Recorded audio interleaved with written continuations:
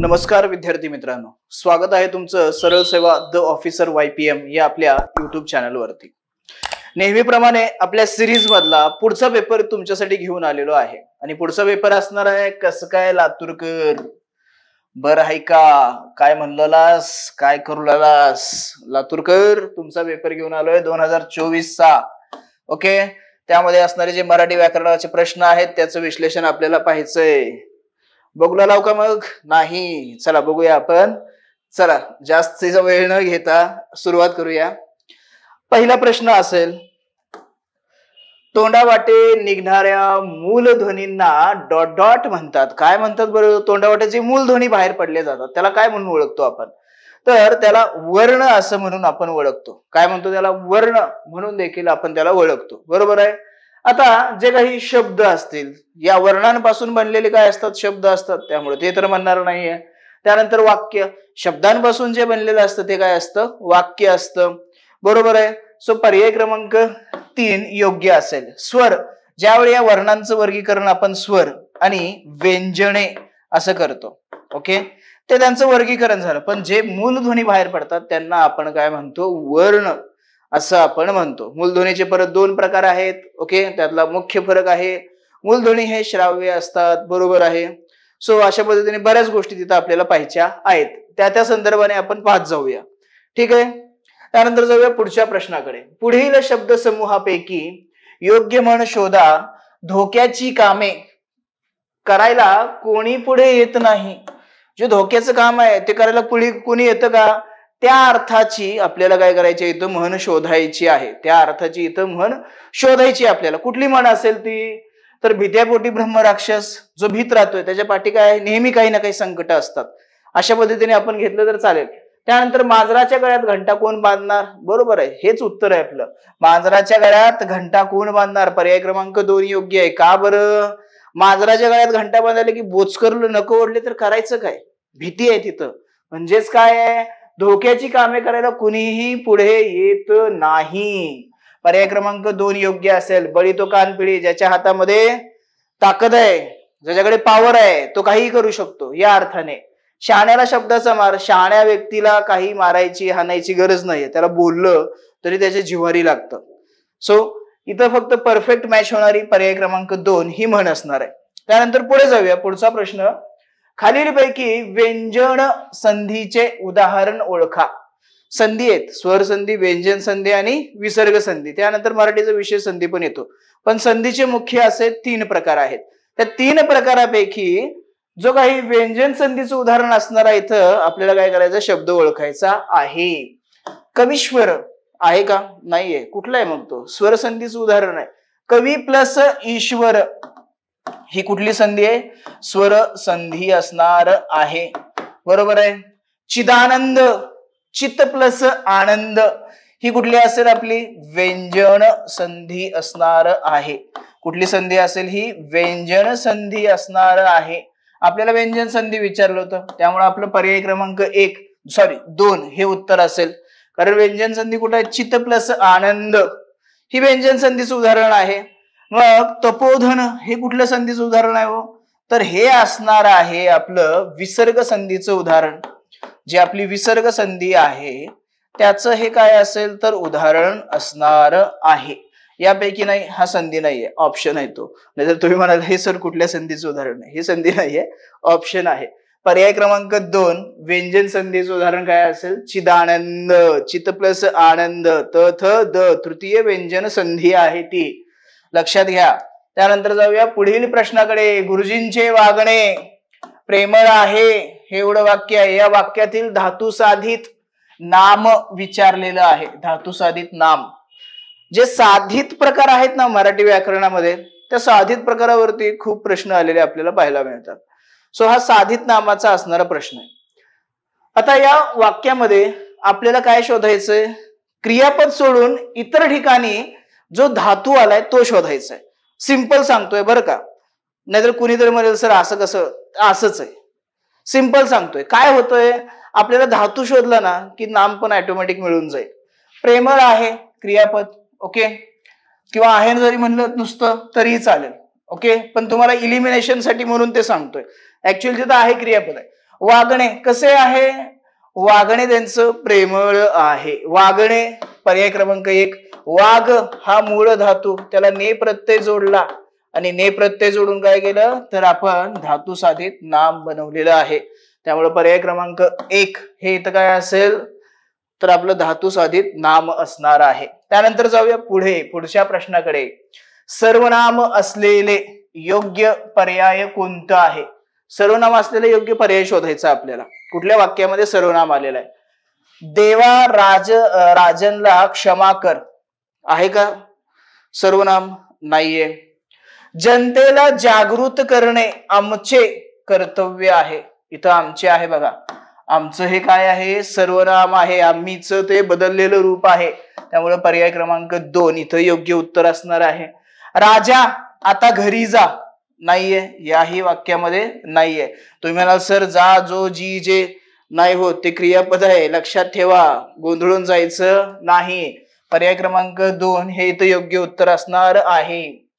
खालीलपैकी सामर्थ्यदर्शक क्रियापद ओळखा. क्लीन बोल्ड का म्हणालो असं मी? Clean bowled डायरेक्टच. सामर्थ्यदर्शक लक्षात घ्या, इथं काय सामर्थ्यदर्शक म्हणजेच आपलं शक्य क्रियापद असतं बरं का. कुठलं असतं? शक्य क्रियापद, त्याचंच नाव आहे सामर्थ्यदर्शक. कुठलं सामर्थ्य दाखवतं इथं? बसतो सामर्थ्य दिसतं का? काही नाहीये. पाहतो सामर्थ्य दिसतं का? नाहीये. पळवते, यस, मला थोडेसे पळवते, सामर्थ्य दर्शक आहे. मला थोडेसे पळवते म्हणजेच काय? पर्याय क्रमांक 3 हे इथं योग्य असणार आहे. लातूरच्या पेपरमध्ये यापैकी नाही वरती खूप भर दिलेला दिसतोय. 3च ऑप्शन आहेत म्हणजे टेन्शन नाहीये, जास्त विचार करायची गरज नाहीये. त्यानंतर पुढे जाऊया पुढच्या प्रश्नाकडे. येणार असेल तर येईना बापडा. अधोरेखित शब्दाची जात ओळखा. जात म्हणजे प्रकार, शब्दशः अर्थ घेऊ नका. ओके, जात म्हणजे प्रकार. सो काय बापडा म्हणजे काय? हर्षदर्शन केवल प्रयोगी आहे का? हर्षदर्शक पाहिजे इथं. किंवा क्रियाविशेषण आहे का? नाहीये. व्यर्थ उद्गारवाची अव्यय आहे का? यस, बरोबर आहे. व्यर्थ उद्गारवाची अव्यय ना कुठली भावना व्यक्त करतो, ना त्याच्या असण्याने काय फरक आहे किंवा नसण्याने काय फरक आहे व्याकरणाच्या दृष्टिकोनातून. बरोबर. सो पर्याय क्रमांक 3 हे काय असेल आपलं योग्य उत्तर असणार आहे. यापैकी नाही, काही गरज नाहीये. त्यानंतर पुढे जाऊया पुढच्या प्रश्नाकडे. वासरू हुंदडते. अधोरेखित शब्दाचं लिंग ओळखायचंय. अधोरेखित कुणाला केलंय? वासरूला केलंय. वासरू म्हणजे ना खोंड आहे ना कालवड आहे, येतं लक्षात. ना रेडी आहे ना रेड आहे, म्हणजे हेला आहे ना रेडी आहे. बरोबर आहे. वाघार पण म्हणतात आपल्या लातूरच्या भाषेमध्ये, लातूरकरांसाठी खास. सो भाषे प्रत्येक याच्यानुसार भाषा ही बदलत जाते. सो इथे लक्षात घ्या. आता वासरूला काय म्हणणार मग तुम्ही? तर वासरू पुल्लिंग आहे. ते वासरू असतं, तो वासरू नाही किंवा ती वासरू पण नाहीये. ते काय असतं? ते वासरू असतं. म्हणजेच काय? नपुसक लिंगी. पर्याय क्रमांक 3 हे योग्य असणार आहे.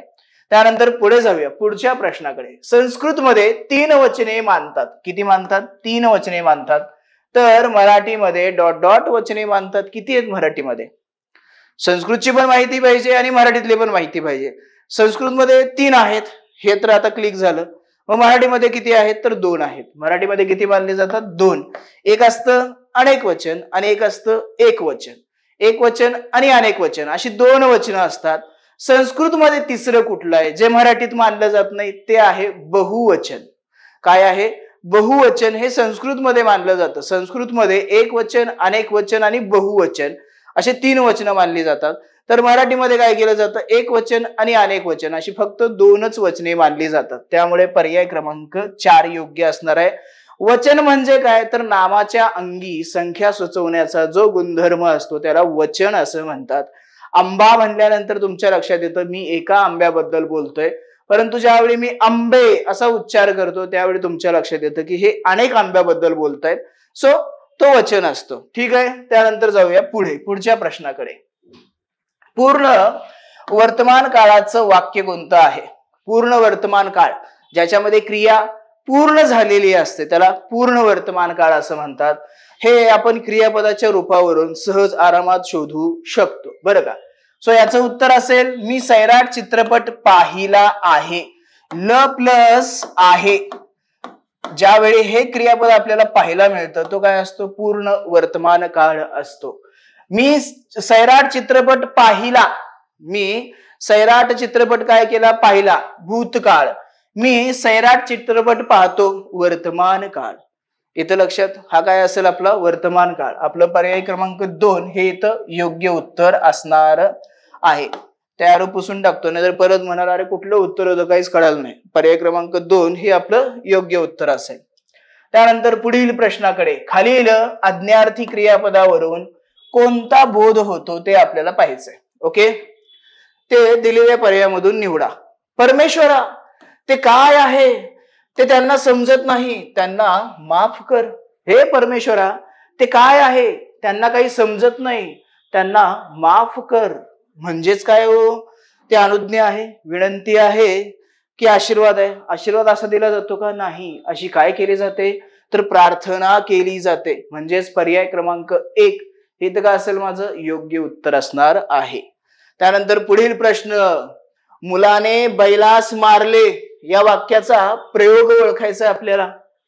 ओके, मागच्या काही व्हिडिओमध्ये आलेले आहेत बघा प्रयोगाचे, काही सेकंदामध्ये प्रयोग निघतो. कसं बघा आता, मुलाने बैलास मारले, मारले क्रियापद, मार मूळ धातू, मारणारा कोण आहे, मूल. मुलाने काय केले, बैलाला मारलेला आहे, बरोबर आहे. मारण्याची क्रिया कुणावर घडली आहे, बैलावरती घडलेली आहे, कर्म पण आहे, बरोबर. आता कर्ता मिळाला, त्यानंतर कर्म मिळालं आणि क्रियापद पण आहे. जर कर्त्याला प्रत्यय जोडलेला आहे का, हो आहे, तृतीयेचा प्रत्यय जोडलाय. बैलास याला प्रत्यय जोडलाय का, हो जोडलेला आहे. क्रियापद कसं आहे, भूतकाळी प्लस मात्रा पण आहे त्याला, हो आहे. म्हणजे तिन्ही कंडिशन काय होतात, कम्प्लीट होतात. आणि ह्या तिन्ही कंडिशन कम्प्लीट होत असतील तर काय असेल, तो आपला भावे प्रयोग असणार आहे. काय असेल, भावे प्रयोग. पर्याय क्रमांक 4 हे याचं योग्य उत्तर असणार आहे. त्यानंतर पुढे जाऊया. पुढचा प्रश्न, मी आता नाही पहिला प्रश्न, पुढील वाक्याच्या शेवटी कोणते विरामचिन्ह येईल, कोणते विरामचिन्ह येणार आहे. मी लवकर उठतो हे वाक्य आहे. आता वाक्याच्या पुढे कुठलंही विरामचिन्ह दिलेलं नाहीये.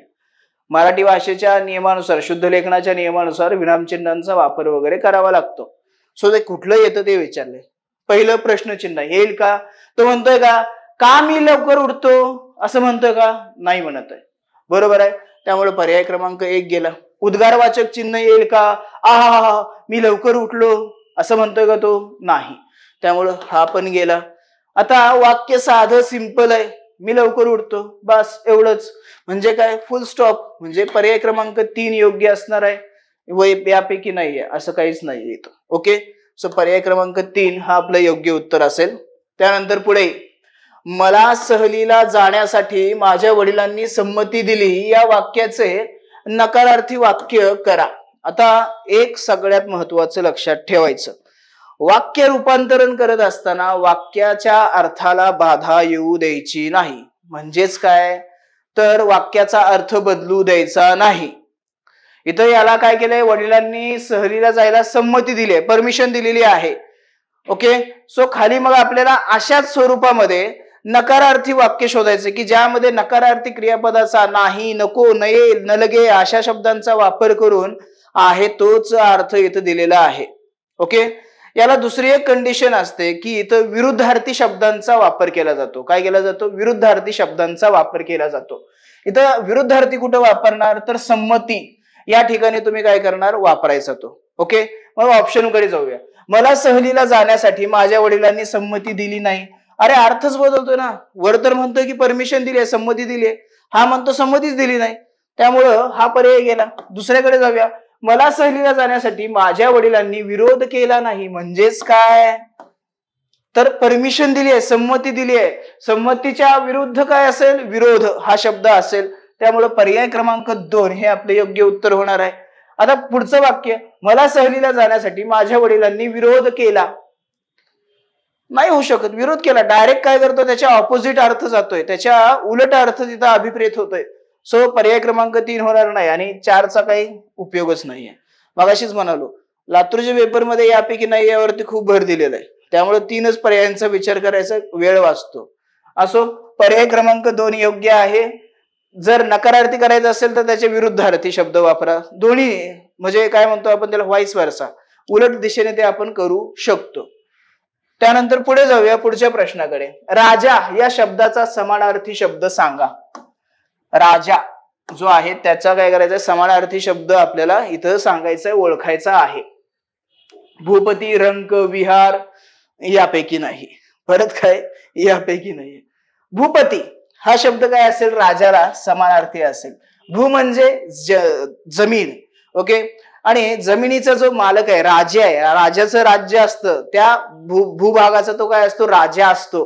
म्हणजेच काय, पती. पती म्हणजे त्या अर्थाने नका घेऊ, पती म्हणजे पालन करणारा या अर्थाने पण घेतलं जातं.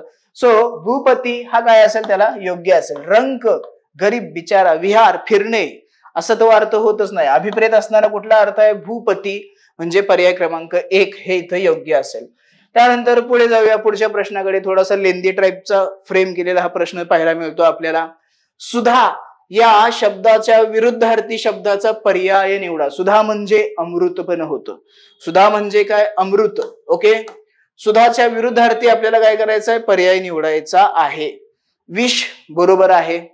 हलाहाल चूक आहे. गरळ चूक आहे. जहर बरोबर आहे. मग आता मला 1 आणि 4 हा पर्याय काय करायचा आहे, इथं शोधायचा आहे. कुठे पाहायला मिळतो, पर्याय क्रमांक 3 मध्ये 1 आणि 4 बरोबर. त्याला विष पण विरुद्धार्थी आहे आणि जहर पण काय आहे, विरुद्धार्थी असलेलं आपल्याला पाहायला मिळतं. त्यामुळे पर्याय क्रमांक 4 हे काय असेल, सॉरी 3 हे आपलं योग्य उत्तर असेल. 1 आणि 4 बरोबर आहे. त्यानंतर पुढचा प्रश्न, पुढील वाक्याचा काळ ओळखा. मी बरोबर 6 वाजता उठत जाईन. उठत जाईन असं म्हणतोय तो, ओके. आता ज्यावेळी उठत जाईल तर प्लस जाईन किंवा जाईल, ज्यावेळी अशी क्रियापदाची रचना झालेली असते त्यावेळी तो कुठला असतो, रीती भविष्यकाळ असतो. पर्याय क्रमांक 2 रीती भविष्यकाळ असतो. क्रियापदाची रचना, त्याच्यावरती लक्ष द्या, त्याच्यावरती फोकस करा. उत्तर ऑटोमॅटिक तुम्हाला मिळून जाईल. काही वेगळा विचार करायची आवश्यकता नाहीये तिथं. त्यानंतर पुढे जाऊया पुढच्या प्रश्नाकडे. मी बैलाला मारतो. मारतो, ठीक आहे. या वाक्यातील कर्म कोणतं असं विचारलेलं. क्रियापद मारतो, मूळ धातू मार, मारणारा कोण आहे, मी कोण आहे, वाक्याचा कर्ता. पहिला कर्ता शोधा, त्याच्यानंतर बाकीची कामं. मार मूळ धातू, न्याची क्रिया कोणावर घडली हा प्रश्न विचारायचा. म्हणजे प्रश्न काय होणार, मारण्याची क्रिया कोणावर घडली, तर ती घडली बैलावरती. म्हणजेच काय, बैल हा इथं कर्म असणार आहे. प्रश्न कर्मासाठी होता, त्यामुळे पर्याय क्रमांक 3 हे माझं योग्य उत्तर असेल. बैल हा काय असेल या वाक्यामध्ये, कर्म असणार आहे. त्यानंतर पुढचा प्रश्न, मुलांना जो खेळ आवडला त्याला मी तात्काळ मान्यता दिली. या वाक्याचे सोप्या वाक्यात रूपांतर करायचं आहे. म्हटलं तर केवळ वाक्यही म्हणू शकता, म्हटलं तर विधानात्मक वाक्यही म्हणू शकता. मग आपल्याला साधं सिंपल वाक्य बनवायचं. 2 वाक्य आहेत, दोन्ही वाक्यापासून आपल्याला केवळ वाक्य बनवायचं आहे. मुलांना आवडलेल्या खेळास मी तात्काळ मान्यता दिली. हे काय आहे, साधं सिंपल पहिलं पर्याय क्रमांक 1 हेच इथं याचं योग्य उत्तर असणार आहे. दुसऱ्यात काय चूक आहे, मुलांना जो खेळ आवडला होता, परत इथं त्या खेळाला मी मान्यता दिली. म्हणजे तेच कॉम्प्लिकेटेड करताय. सोपे होतं का ते, केवळ होतं का, नाही. 2 क्रियापद येतात त्यामुळे नाही होणार. मुलांना आवडलेल्या खेळाला मान्यता द्यावी असं काही नाहीच आहे. असं वर उल्लेख आहे का, त्याच्या अर्थाला पण बाधा येऊ द्यायची नाही, ते पण लक्षात ठेवा. त्यामुळे पर्याय क्रमांक 1 हे काय असणार आहे, इथं योग्य उत्तर असणार आहे. त्यानंतर पुढे, निमंत्रण आले तर मी येईन. ओके, निमंत्रण आले तर मी येईन हा वाक्प्रचार कोणता आहे, वाक्य प्रकार कोणता आहे, वाक्प्रचार नाही, वाक्य प्रकार कोणता आहे. आता तर आलं, तर आल्यानंतर काय असेल, जर निमंत्रण आलं तर मी येईन. जर दिसतोय का तुम्हाला, नाही, तो मानावा लागतो. तर आलेला आहे याचा अर्थ पुढे जर पण आहे, हे इथं कन्सिडर करून चालायचं अशा वेळी. आणि याचं उत्तर काय येईल मग, संकेतार्थ, क्रियापदाच्या अर्थावरून. जिथं संकेत आहे, अट आहे, काय म्हणतोय, निमंत्रण आले तर मी येईन. जर निमंत्रण आले तर मी येईन.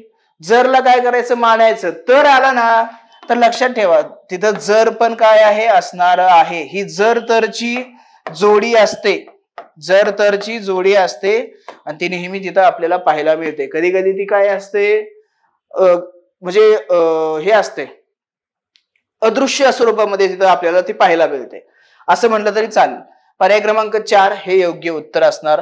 चला पानावर बसा या वाक्यातील शब्द शक्ती ओळखायची, म्हणजे त्या शब्दाची शक्ती कुठली ती आपल्याला इथं काय करायची ओळखायची आहे. आता चला पानावर बसा या शब्दाचा या वाक्याचा जर तुम्ही अर्थ लक्षात घेतला, आता इथं पान म्हणजे काय तर जेवणाचं ताट, बरोबर आहे.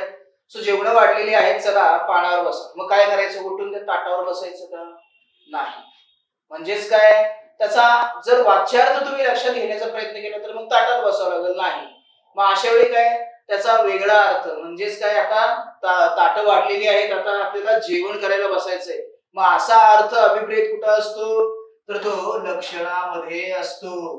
अभिधामध्ये काय आहे तसा अर्थ घेणं अपेक्षित आहे, जसं बोललेलं आहे तसंच अपेक्षित अर्थ घेतला जातो, त्याला अभिधा म्हणतात. व्यंजनामध्ये उपासात्मक पद्धतीने म्हणजे सरळ न बोलता इनडायरेक्टली बोललं जातं, सरळ न बोलता इनडायरेक्टली बोललं जातं. आपण जसं म्हणतो की बघा गावगुंड वगैरे असतात ना अशा टाईपचे, आपण काय म्हणतो डुकरं खूप माजलेली आहेत. म्हणजे काय डुकराचा काय संबंध, तर ती गुंड जे आहेत त्यांना काय म्हणतो आपण डुक्कर म्हणतो. म्हणजे अशा रीतीने ज्यावेळी अर्थ घेतला जातो त्यावेळी त्याला व्यंजना असं म्हटलं जातं. पण या वाक्यामध्ये काय आहे, चला पानावर बसा ही कुठली शक्ती आहे तर ती लक्षणा आहे. इथं अभिद्या नाही तर इथं अभिधा, हा इथं लक्ष करेक्शन करून घ्या थोडस. सो पर्याय क्रमांक 1 हे काय असेल आपलं योग्य उत्तर असणार आहे. त्यानंतर पुढचा प्रश्न, खालीलपैकी कोणते विधान बरोबर आहे. आपण हे प्रथम पुरुषवाचक सर्वनाम आहे, पहिल्या याच्यामध्ये आहे ना, आपण तिन्ही मध्ये येतो. आपण म्हणजे प्रथम पुरुषी, द्वितीय पुरुषी आणि तृतीय पुरुषी अशा तिन्ही उद्देशाने तिन्ही पुरुषांसाठी ते काय केलं जातं, वापरलं जाऊ शकतं.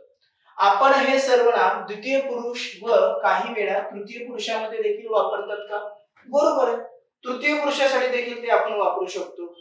आपल्याला जर एखादी आदरयुक्त व्यक्ती असेल, जसं की आपली आई असेल, बाबा असतील, यांच्याबद्दल ज्यावेळी आपण बोलत असतो, म्हणजे तुम्ही आणि तुमचा भाऊ किंवा बहीण दोघं मिळून तुमच्या आई बाबांबद्दल बोलत असाल तर त्यावेळी आपण हे आदरयुक्त रीतीने आपण तृतीय पुरुष देखील वापरू शकतो. सो इथं विधान 1 आणि विधान 2 दोन्ही विधान काय आहेत तर बरोबर असणार आहेत. म्हणजेच पर्याय क्रमांक 3 हे काय योग्य उत्तर असेल. 1 व 2 दोन्हीही बरोबर आहेत, आपल्याला बरोबर असणारा पर्याय विचारलेला होता. सो पर्याय क्रमांक 3 हे इथं काय असेल आपलं योग्य उत्तर असणार आहे. ठीक आहे. प्रारंभ करणे या अर्थाशी विसंगत वाक्प्रचार ओळखायचा आहे. प्रारंभ केला आता त्याच्याशी विसंगत असणारा वाक्प्रचार आपल्याला काय करायचं आहे तो ओळखायचा आहे. पाया घालणे, एखाद्या गोष्टीची ज्यावेळी आपण सुरुवात करत असतो त्यावेळी म्हणतो पाया घालणे, बरोबर आहे. पाया आता घातलाय, कळस परत होणार आहे, म्हणजे ती सुरुवात आहे तुमची. सो प्रारंभ करण्याशी तो मॅच होतो. इतश्री होणे म्हणजे काय हो, समाप्त होणे, शेवट होणे किंवा ते काम पूर्ण होणे, त्यामुळे हा मॅच होत नाहीये. पुढे मुहूर्तमेढ रवणे, बरोबर आहे. मुहूर्तमेढ रवणे म्हणजे आता हे निशाण आहे आमच्या कामाच्या सुरुवातीचं, पहिलं निशाण आम्ही लावलेलं आहे, आम्ही या निशाणापासून सुरुवात करतोय. म्हणजेच काय प्रारंभ करणे.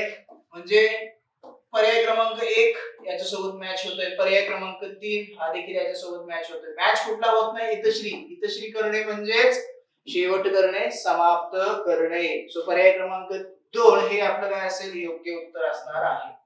त्यानंतर पुढचा प्रश्न, आजन्म समास ओळखा. आजन्म या शब्दाचा काय करायचं, समास ओळखायचा. सामासिक शब्द त्याचा समास ओळखायचा. काय असेल त्याचा समास, अव्ययीभाव, तत्पुरुष, द्वंद्व की बहुव्रीही. तर याचं उत्तर असेल इथं अव्ययी भाव. आजन्म म्हणजे जन्मापासून. याच्यासारखे आणखी बरेच शब्द आहेत. आमरण म्हणजे मरणापर्यंत. अशा रीतीने हे शब्द येतात इथं. ओके. सो पर्याय क्रमांक 1 हे याचं काय असेल योग्य उत्तर असणार आहे. अव्ययी भाव समास हा काय असेल या प्रश्नाचं उत्तर असणार आहे. सो मित्रांनो, हे होते लातूर जिल्हा पोलीस शिपाई भरतीचे मराठी व्याकरणावरती आलेले प्रश्न. तुम्हाला व्हिडिओ आवडला असेल तर प्लीज कमेंट करत चला. तुमच्या त्या कमेंटमुळे, लाईकमुळे आमचा उत्साह वाढतो. जे शेवटपर्यंत आलेले आहेत त्यांनी तरी ऍटलिस्ट एवढं करा.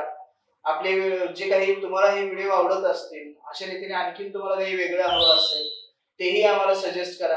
आपल्या या चॅनलला सबस्क्राईब करा, लाईक करा, हे व्हिडिओ तुमच्या मित्रांना देखील शेअर करा जेणेकरून त्यांनाही याचा फायदा होईल. ओके, भेटूया मग असंच पुढच्या एका पोलीस भरतीच्या आपल्या पेपरच्या विश्लेषणामध्ये. तोपर्यंत थांबूया. धन्यवाद.